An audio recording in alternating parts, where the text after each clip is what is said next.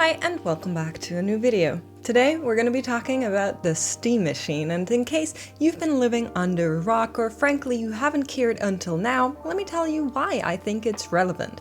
The Steam Machine was recently announced by Valve together with a lot of their other hardware. Most of you will know Valve from their Steam Deck as well as, well, Steam. And they have announced the Steam Machine a couple years prior. In 2012 was the first time we actually heard of that. Then their first iteration of it didn't really work out, and now it's back. I think it's genuinely really exciting, but maybe not for the reasons that most people think it's exciting, and I'll take you through why I believe this is actually a pretty big deal. First of all, let me just reiterate what we know about the Steam Machine, because while Valve announced it pretty quickly, they didn't give us too much information. A lot of it has come from interviews with the engineers, as well as deep dives from other platforms like Gamers Nexus or PC Gamer. The thing everybody is really wondering is how potent is the hardware that they're using, and the TLDR is it is last generation hardware. We do know exactly what is in there, so let me quickly go over it. They are using an AMD 6-core Zen 4, and that is kind of equivalent, based on what most people have been figuring out, to a Ryzen 5 7640U or S series-ish. They are also using a semi-custom AMD RDNA with 28 CU. That comes close to where the Radeon RX 7600S or M is sitting, and is both unnegotiable. You cannot replace these parts, they are soldered to the Steam Machine. That means if you want to exchange the CPU or the GPU, you'll need to be quite techy, and I don't think that's what most people that are going to get this will be able to do. It also comes with 8 GB VRAM, which is not a lot in today's world of gaming, as well as 16 GB DDR5. In comparison to other consoles, it sits pretty much equal to the Xbox and the PS5. It's a little bit below the PS5 in sheer hardware, but of course, because it's running on that GPU, it can upscale, which the current Xbox and PS5 are not able to do. Of course, Xbox has announced that they kind of also want to release a mini PC, and we're going to be seeing what exactly that features. I will be using my GameCube to show you the build, because essentially it's the new GameCube, right? Most of my 90s kids will remember this one, and I personally love my GameCube. What you're seeing on the Steam Machine is at the front I/O shield, you're gonna have two USB-A, you have a micro SD slot to get a bigger storage, and I think there's also an Ethernet either on the front or the back. Then you also have a USB-C as well, two more USB-A on the back end, as well as their power connector, and their entire power storage unit sits in the box. It's not like with some other consoles where you have a giant power brick. They put it all into this small cube, which frankly, I really appreciate. On top of that, you have your chips, so your soldered in CPU, GPU, and so on. And on top of that is a heatsink with, on the back, you have a fan that just blows through the system to make sure that there's some thermal, idealization, some thermal optimization being done. Then on the front, you have this magnetic shield that you've been seeing in the videos that a lot of people are already eager to replace.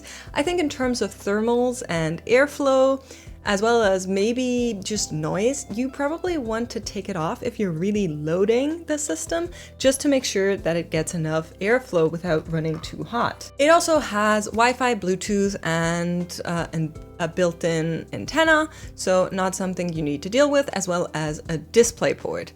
The big thing that I'm really excited for is on the bottom, there's a mini M.2, which you might have seen before, you might have not. It's basically half size of what a regular M.2 SSD is, And you can easily replace that. All you need to do is screw off the bottom part, and I think that is a big deal, because being able to put in a 2 TB SSD M.2 is going to be really nice for many reasons, and it's probably going to be cheaper than the version that they're selling it with. Speaking of, it is going to come on the market with a 512 GB version, a 2 TB version, as well as a bundle with their new controller, which they also announced, but I won't get into that. We don't know the price just yet, but it is probably going to come out in the early 2026 in terms of pricing and news, so I don't think we need to wait too long to figure that one out. Now that we kind of rounded out what the Steam Machine is, let me tell you why I think it's relevant and why I think people should be excited for this.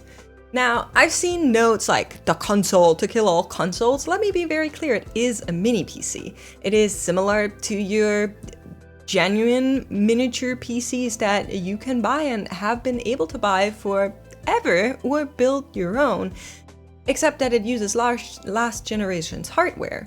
So why are we freaking out about doing something that we all technically probably could have already bought for a decent price? I mean, if you look at mini PCs, they're currently sitting for a decent one between 600 and 800.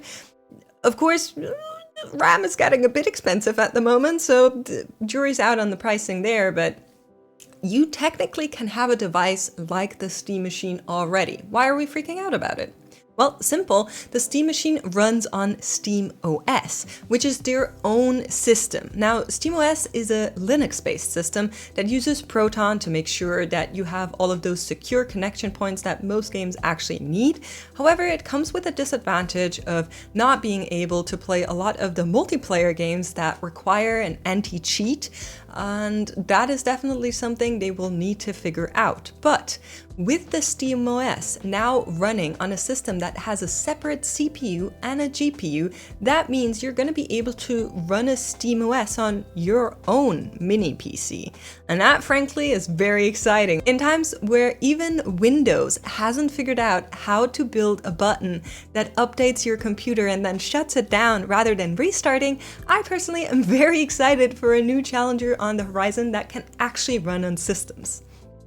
Now, let's not get ahead of ourselves. Like I said, there's still some issues with connection points. You'll need additional tech knowledge to install things like a Genki just to make sure that you're able to run these systems, which for a lot of the user base for this device is probably too much. But it generally is a very promising thing to know that steamOS is coming to devices that you can build your own. You can build your own Steam Machine with this, essentially. The other thing I think is really big and people are not really talking about too much is that a lot of the games are just unoptimized. Your AAA system games are not optimized for lower GB VRAM. And frankly, 8 GB is pretty low. So hopefully, and I say hopefully with a lot of confidence here, hopefully this gives those video game companies something to optimize for. That means they would be able to target a system like the Steam Machine just to, one, be able to say, oh, it runs on Steam Machine, and B, give them a benchmark point, give them a system optimization point to target when they are building their games, which frankly, they haven't had until now because most mini PCs have very varying system loads and system requirements. So I think that is actually a pretty big deal. Now, on top of that, of course, as always with stuff that Gabe does, it's very exciting to see a system like that you can and should customize. I love that there's a micro SD function that you can carry your games between a Steam Deck and the Steam Machine. And a big pain point for that Steam Machine was that it had pretty gnarly graphics when you attached it to a TV. So who do I think this system is actually for and who should get it? I personally believe that this system is A, for console gamers that have been wanting to make that jump to PC but are intimidated by hardware, knowledge, and all it takes to set up because steamOS frankly runs like a console OS. There's nothing you need to do or know about it. You can literally just start the system and then be able to game, which I think is really neat. And second of all, I think enthusiasts like me, for example, could also really profit from systems like this one. I love sitting down in front of my TV and gaming on my Switch, but I don't do it as often because a lot of the Switch games are just not the games I want to be playing. Now, I have considered building a mini PC just for my TV, but I didn't really want to bother with needing to also have keyboard and mouse there just to keep everything running. With the Steam machine and their attached controller, I'm kind of eliminating a lot of those issues, and frankly, it's also pretty gorgeous. So you can just plump this little cube there and then have your system running with that Steam controller. You have the ability to have mice movements as well as controller movements, so most of the games should play on it pretty natively well. And I mean, you can still, of course, use it like you would different OS systems as well, and just go into picture mode and browse YouTube or whatever with a little bit of fidgeting.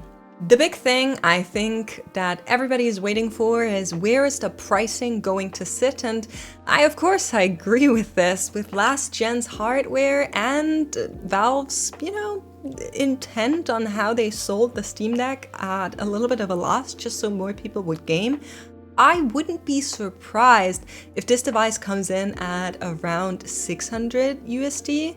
Now, like I mentioned, storage is getting more expensive, and we don't know what the deals are that Valve has, if they have already locked in pricing with a lot of the hardware companies, or if they're actually dependent on the market, which has exploded recently, as well as how much they're willing to go under target.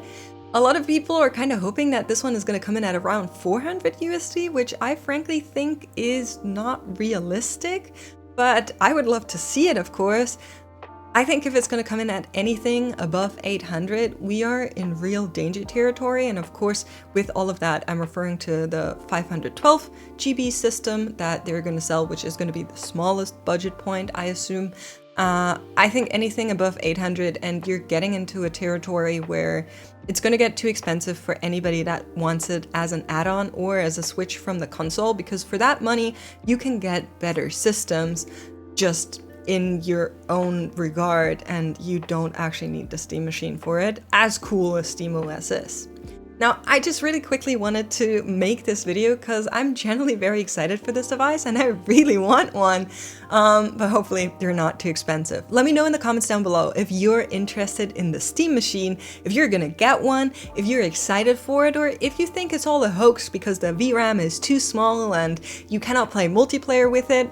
I'd be really curious to hear what you have to say. Let me know, and I'll see you guys in the next one.